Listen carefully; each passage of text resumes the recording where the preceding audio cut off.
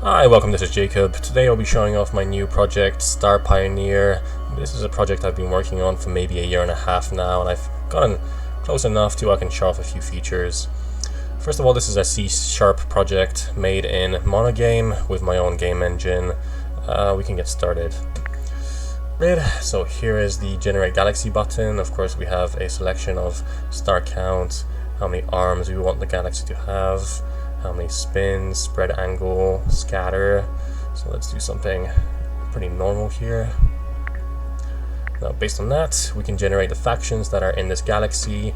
Now each faction has their own government type, species type, different traits, and all this affects gameplay, trading, and combat. So let's really wrap this up. Okay, so we have a bunch of civilizations to pick from. So as you can see, each civilization has their name, icon, a border around it, and if you zoom in you can see all the constellations and all the planets. So let's pick something basic. I'm liking, let's see, continue. So let's pick maybe this one here. This is the Umbra Protectorate, and it's a monarchy and it's aquatic. These are a few traits that it has, along with its traits, and a little portrait, which is still work in progress.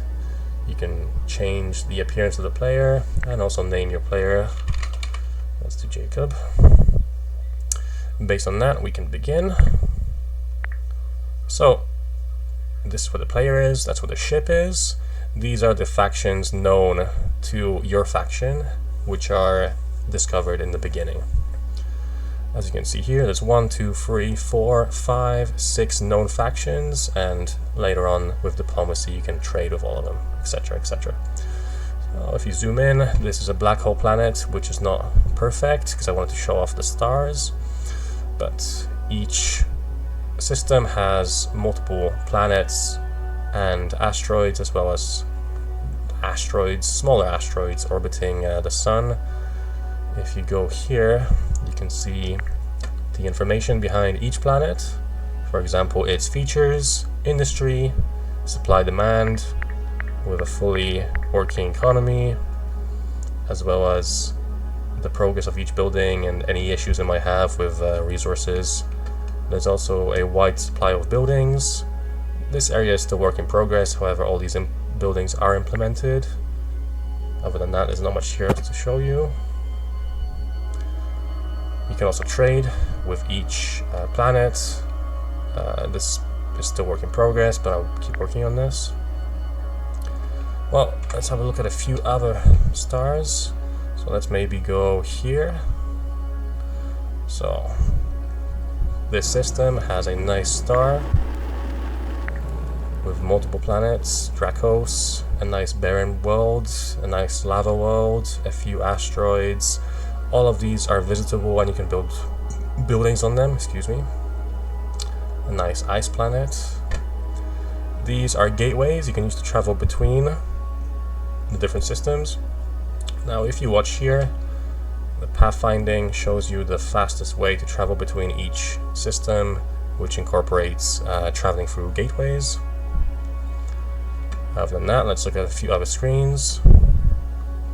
So this is the player screen. It shows the player's traits, genome, a little background, the reputation with all of the surrounding factions, your allegiance and how far ahead in your allegiance you are, as well as your known factions. The ship screen shows the fleet, showing my ship, along as upgrades that you can give to your ship, which is still work in progress. Ship travel is fully implemented. There's a cost. Let me switch to this screen. There's a cost of fuel and energy for different things, as well as points when it comes to combat, but you can travel between. There is an in-depth way of handling ship movement, ship actions, and ship modules, such as mining. So we can mine the asteroids around us, which go into the ship's inventory once mined. Or we can stack different modules on top. So this is one module.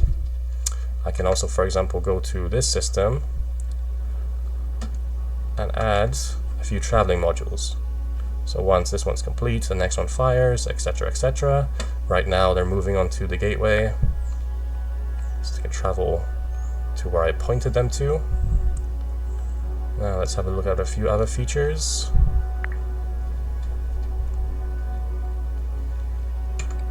For now, I'm just going to show a few of the effects here. So each civilization has a nice title, like you've seen in other games. The zoom in feature works for all planets, stars, regardless of where it is. However, unexplored stars and planets will not show up looking the same as the explored ones. Let's look at a few other ones.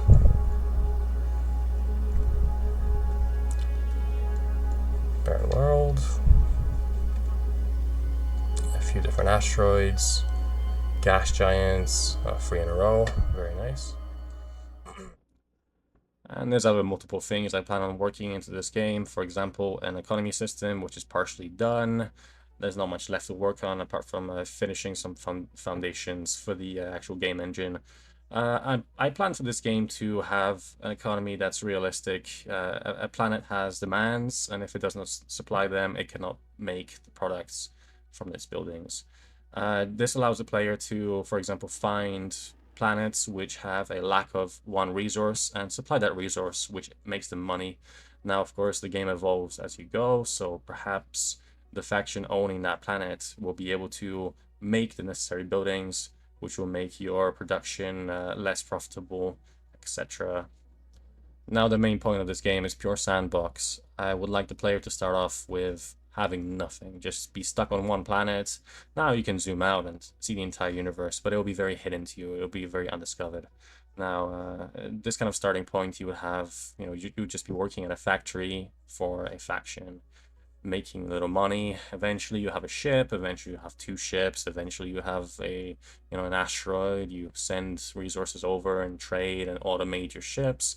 Eventually you own a planet, you can build on it, you can keep expanding it, then you can expand to 2 planets, solar system, etc. A pure sandbox experience. Now, if you do like this game or this concept, or if you want to support me, please like and subscribe to this channel. That'll be very appreciated.